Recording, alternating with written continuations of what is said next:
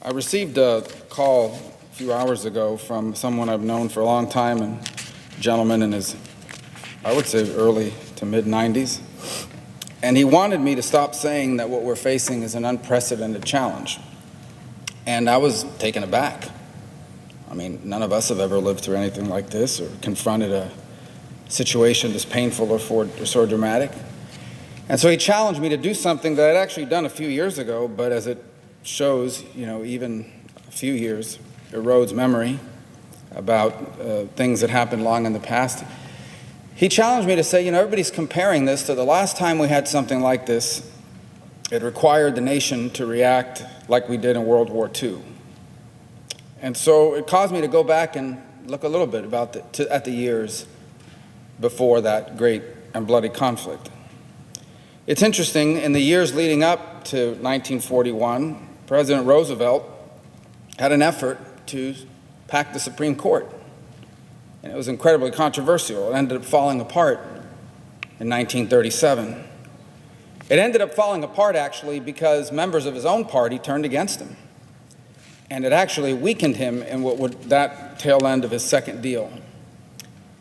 President Roosevelt was so upset about what members of his own party had done to him that in 1938, he did something unprecedented at the time. He got involved in Democratic primaries and tried to take out members of his own party who had opposed him. Not only did he lose badly in that effort, I think he only won one of those seats that he went after. As a result of what he did, his party lost 6 seats in the Senate, 71 in the House, and ultimately, in this very chamber, a Republican, Robert Taft, was able to put together a coalition with conservative Democrats and basically block President Roosevelt's agenda leading into 1940. Then in 1940, Roosevelt did something else that was unprecedented and highly controversial. He announced, although it was legal, that he was running for a third term. He was, at that point, defying a long precedent that had been set by the nation's first president. And then, to make matters even more interesting, his own vice president, who had turned on him on the court issue, he had to kick him off the ballot. In fact, he told them, if you nominate him as vice president, I will refuse the nomination. And ultimately, he was reelected on a promise, ultimately reelected by a pretty big margin, but he had to make a promise: I will keep this country out of war. This sets the stage going into November, December 1940. A president that had spent the last 3 years battling his own party, had seen his own agenda slowed and stifled, and then had to kick off his own vice president after getting involved in primaries against his own party. He loses a large number of seats in the House and in the Senate, has a coalition form against him to block him, and then has to make a promise: we're not going to war. All the while understanding that what was happening in Europe would eventually reach us, and he was preparing for war. And why he made that promise was pretty fundamental. Going to war was not popular in this country. Millions of Americans, particularly those at the time you couldn't really travel abroad, had no connections to Europe. They looked at World War I as a European war, and they looked at a Second World War as just another trick to get America sucked back into a war that had to do with Europeans and not with them. Prominent voices, chief among them, Charles Lindbergh, traveled the country blasting the president as a warmonger in the strongest possible terms. There was actually a student anti-war movement. Now, not as many people went to college at that time as did in the 60s, but it was really a precursor to that very movement. Why? Because these young people in college were the ones that were going to be sent to war if there was one, and they wanted no part of it. And then, in the blink of an eye, at 7:48 a.m. on the 7th of December, 1941, the Japanese attacked the U.S. naval base at Pearl Harbor. They sunk 4 of our battleships. We lost almost 200 airplanes, and 2,300 Americans perished on that very day. Even to the end of the war, it remained the third bloodiest day of that very bloody conflict. America was not ready for war. They had started a draft by a 1-vote margin. They were able to vote it into place. They had begun some basic rearmament, but we had lost a significant percentage of our Pacific fleet. And frankly, to this day, there are legitimate questions, not about whether the Roosevelt administration knew in advance that this was happening and allowed the attack to happen. No, those are conspiracy theories that they should have known. This was a massive intelligence failure. In fact, up to 30 minutes before that attack, the ambassador to Japan was here negotiating with the United States over an oil embargo. And America, by the way, was not a society at peace. This was a nation deeply divided, a segregated nation that discriminated against citizens of color. There were very serious labor disputes going on throughout the country. Many still wore the scars of a deep and painful economic depression. And yet, in the blink of an eye, this nation was confronted with an enemy and had no choice but to put aside all that had happened to that point. Everything, all the problems they had with the president, all the problems they had with each other, even those Americans that had been discriminated against, were willing to do that. Tremendous testament to the contribution they made to the effort to win that conflict. And in the blink of an eye, literally every aspect of American life was changed overnight. Think about it. 1 minute you are a student demanding that we stay out of war, and the next you are volunteering for service. 1 minute you're a housewife, you're a retiree. The next minute you're back at work, or at work for the first time in your life at a factory, making munitions or something else needed for the war effort. School kids, children, were put to work in farms because so many people had left farming to move and fill the industrial jobs, because the men that would have otherwise fulfilled those jobs were now wearing a uniform and dying by the hundreds every day, and then by the thousands all over the world. We rationed food. There was food rationing. You could only eat so much. A family only got so much. Gasoline was rationed. I think it was 3 gallons a week, if I'm not mistaken. Clothes was rationed. You know, the government stepped in and said, you can't build kitchen appliances, no refrigerators, no ovens, no vacuum cleaners, none of it. We need all of our industrial capacity to fight and win a war. People on the coasts, and you still see old pictures of this to this day, off Miami Beach, off New York, people had to have turn your lights off at night and close the shades to your window because there were German U-boats just off our East Coast. People were asked to make tremendous sacrifices. Not for 3 months, not for 6 weeks, for over 3 years and longer. And sacrifices ultimately, perhaps the greatest of all, they sent their sons and fathers off to die in the defense of this country and of our freedoms. I do not mean to diminish the challenges that are being asked of us now. There isn't 5 minutes that goes by that I don't get a call, a text, or an email from a small business who just 2 weeks ago was having its best year ever, talking about hiring new people, and now they're bankrupt. They're done. They're finished. And they may never reopen again. From a young couple I talked about earlier today in a video that I made, 2 weeks ago, recently married, planning to start a family, both had good careers. The next minute, both out of a job, not sure if the place they work in will ever exist again, not knowing where to go. 1 minute, you're the father in a family or the mother in a family who has never had a day in your life where you were not employed by someone. And the next, you're being told, go to a website or call this number, you need to go get unemployment. They don't know how to do it. They've never done it. So I do not mean to diminish the sacrifices that our people are already making. I simply mean to put it in perspective and also to give a little bit of clarity as to what will be required of us to win this war. Because in the end, our enemy is not a nation state.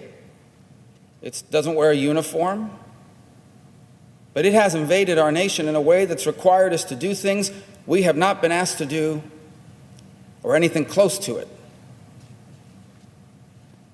since late 1941. So what are the lessons to be taken by that era in our history?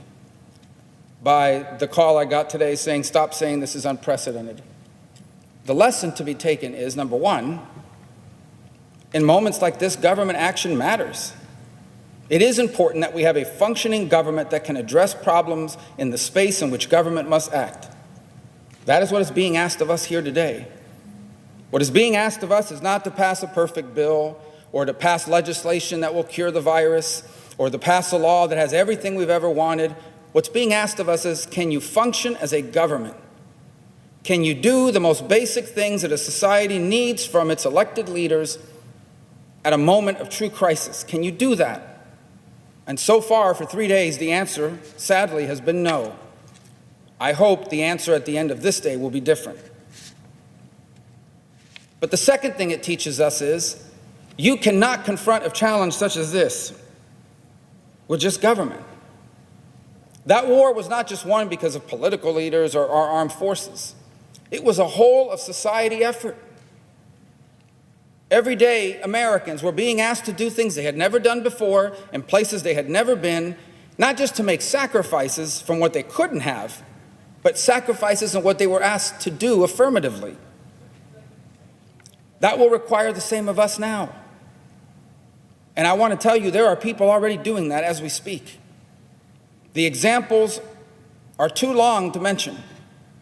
But all over this country, there are people that are doing extraordinary things, stepping up, doing more than they've ever done, because they have to. They know they must. I have no doubt that if our government leaders do their job and are willing to do their part and provide people transparent, clear, truthful guidelines about what we face and what lies ahead and what is expected of them, they may not be happy and people may not be excited about it, but they will do it. I know they will do it. They are already doing it. The third lesson is the awesome power of our country when a diverse population of go-getters, the most creative people that have ever walked the earth, come together, put aside their differences to confront a threat they face in common. And again, that is not possible. You can't ask of that of a society. You can't ask people to put aside their differences, put aside the trivial, put aside the things they don't agree on, and focus on the one thing that threatens us all. You can't ask them to do that if you're not willing to do it yourself. And it appears, at least up till this moment, that we have failed to do it. I hope today is a difference in that regard. We shall see. But it takes me back to the point I made originally. What is our job in this?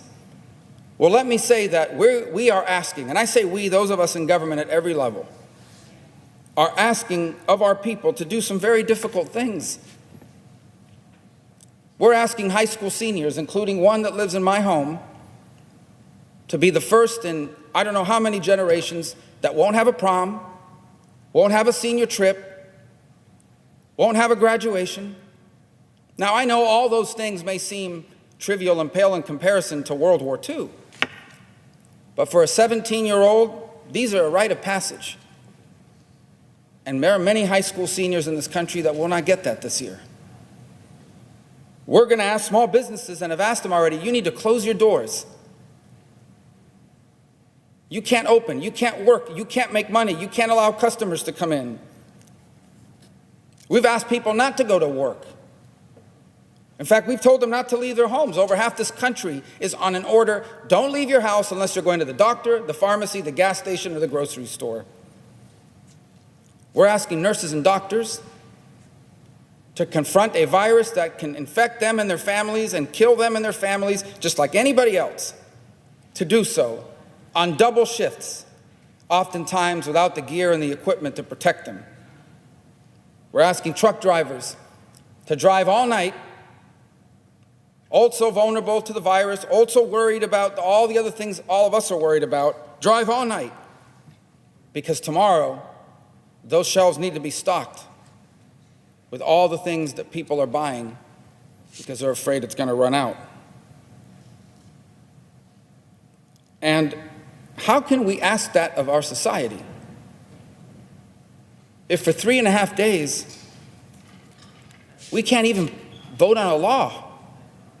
We can't even walk to the front of this place and lift our finger up or down and say yes or no. We can't even do that. Spending the taxpayers' money on behalf of the taxpayers in a moment of critical crisis. I don't mean to be negative because, frankly, I hope that today is a day we'll get this solved, but there are still other people that have to weigh in here. In the House, outside commentators, people still emailing and texting, can we change this, can we change that? I just don't know how we can ask people to do all these things we need to ask them to do, and in return tell them, by the way, we're going to take our sweet time to do our part, and our part's the easiest one. And you can just imagine, extrapolate what we're facing now and take it back to 1941. Imagine if back then people would have been saying, boy, this is a great chance. This is a good opportunity to get back at FDR. This is a great opportunity now. He's in war. Let's roll back the New Deal. Let's really stick it to him for what he did 6 years ago with that court thing. Or the reverse, if he would have said, boy, this is a good opportunity to use the war powers that a president has to steamroll my political opponents and put in place whatever I want and run them over. Or imagine if we were saying, we need to build a lot of ships, but I'm not going to vote to build it unless you're building it in my state. I don't want to go any deeper into that because I don't mean that to say that some of the issues that people raise around here are not legitimate issues. They are. But sometimes the legitimacy of the issue, the importance of the issue, has to be weighed on a scale against the gravity of the moment. And I would say to you, if we were dealing with permanent policy in a normal course of business or even in a moment of a cyclical economic downturn, we'd have some weeks to make some of these decisions. We've already taken too long. People got laid off today. People will be laid off tonight and tomorrow and the day after and for days to come, even if we pass this bill. Imagine if we don't. What we are facing is the toughest thing this generation's ever faced. There's no doubt about it. And perhaps with the exception of gentlemen and people like the gentleman that called me this morning, it'd be the toughest thing we ever face in our lives. World War II was worse. This virus is terrible. But it will not last as long or kill as many people as that war did. But it will kill far too many people and last far too long. But it will last longer and kill more if we don't take action now. And that requires everyone to finally wake up and realize this virus doesn't care who you voted for in the last election. It doesn't care what you write on Twitter or what snarky remarks you come up with in your commentator moment on cable news. It doesn't care about any of that stuff. It doesn't care who you plan to vote for in the next election.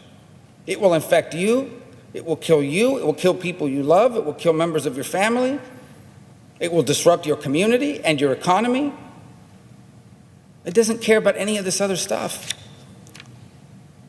And it really is important for us to realize, not just for this bill, but moving forward, that there's no such thing as an outcome here that's good for half of us and bad for the other half. There is no possible political victory here. None. There is no outcome here in which half of us are going to be able to go back and say, boy, we really looked good and we made those guys look really bad and people are going to reward us for it. They're not. I promise you that when someone has lost their job and doesn't know where they're going to go and are stuck in their home and their lives have been turned upside down and a member of their family is in intensive care and they wind up at a hospital that's been overwhelmed and they can't care for them, they are not going to be, the last thing on their mind is going to be partisan politics or pre-existing differences. If you don't believe it, we're about to find that out, unfortunately. There is no outcome here in which half of us is happy and the other half are upset. It's a cliche. We use it all the time. I can't think of a better example than this one. We are truly all in this together. The carnage, the damage that this will do to our country is extraordinary. It will know no geographic bounds, no political affiliation, no demographic differences.